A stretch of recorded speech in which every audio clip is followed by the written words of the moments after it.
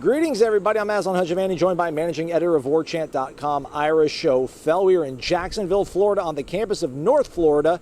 Florida State wrapping up their 2 days of camp here on the campus in Jacksonville. Hit that thumbs up button, subscribe to the YouTube channel. You know all the stuff you have to do.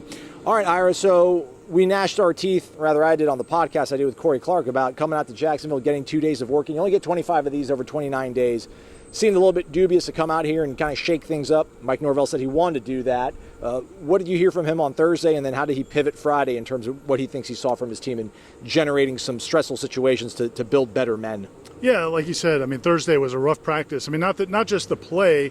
A lot of the practices have been rough so far. It's the first week of preseason camp. The difference this time was you had a lot of just emotions running over, guys getting frustrated, coaches getting frustrated with players, a lot of things like that kind of disrupt a practice.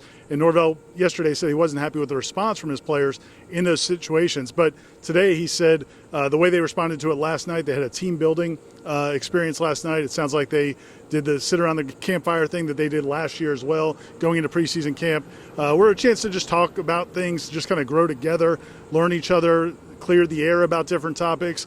And then they came back today and had a practice, and he said he was real happy with it, made a point to say, I like this team, which was something, it seemed like it was something he calculated he wanted to say and get that out there. So it sounds like, I mean, he said he felt like they accomplished what they wanted to accomplish, which was put the team in some tough situations, which they did over these last couple of days, and see how they responded.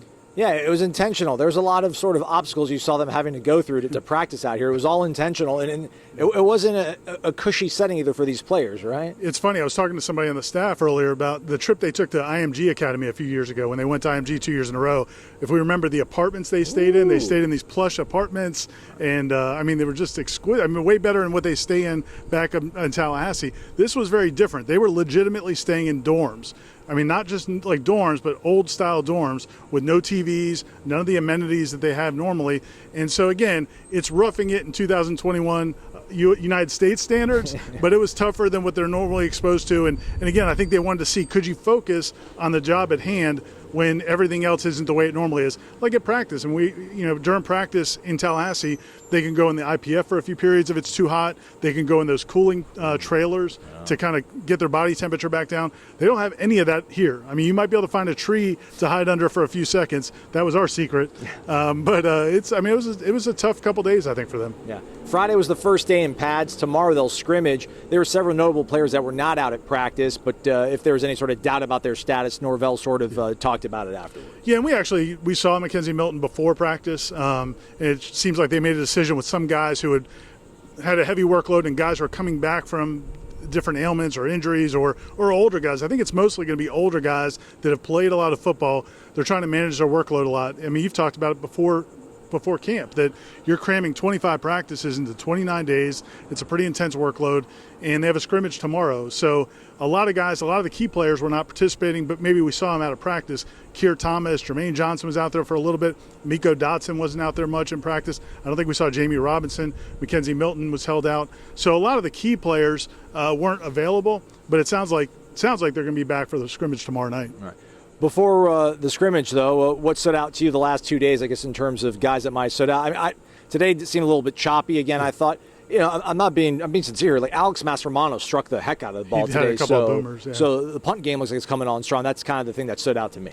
Yeah, a couple of individual players. Kevin Noles and Hunter Washington continue to be impressive. Kevin Noles had a couple of plays today where, just running downfield with Joshua Burrell, breaks up a pass. It was really well covered. Came up and blew up a bubble screen as well. I mean, for a little guy, he's pretty physical, Kevin Noles. Hunter Washington looked pretty good. And then, some of the young receivers, Ja'Kai Douglas, I thought, the first 3 or 4 days of camp, he's making this transition to wide receiver. Had a rough go of it, dropped some passes. Yesterday had a beautiful pass in the corner of the end zone where he tiptoed, got both feet down just for good measure. Mm-hmm. And then today he had another couple of touchdown passes, I think both from Jordan Travis. So he's stepped up after a rough start. And 11 on 11, too, these touchdowns, right. Not just simply one-on-one stuff. So that's very encouraging to see. I spoke to Coach David Johnson as well as Lawrence Toafili, Brendan Gant, Jarvis Brownlee. All those videos were up on the site. Anything catch your ear from those guys?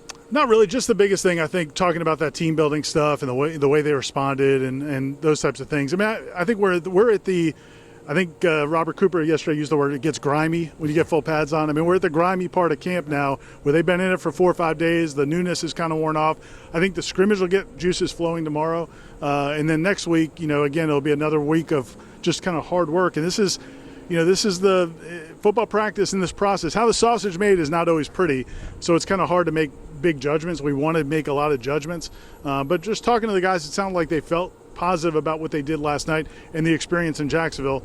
Although, as we said, it hasn't been necessarily the most pleasant of experiences. Florida State will pack up the buses and they'll head back to Tallahassee later on. I guess they're going to do some more bonding or just hanging out with the team and the guys. They deserve it.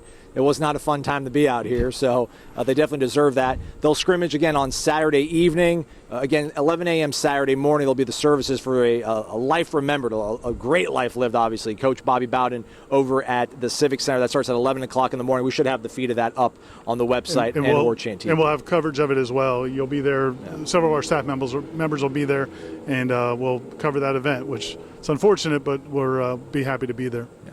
So, for Ira Schoffel and Austin Cox, who's been joining us out here cranking out content, don't forget Jeff Cameron Show coming up 1 to 3 o'clock. Who knows when time this will get up, but you probably saw it already. Check out the podcast and the replay. He's Ira. I'm Aslan. Thanks for watching.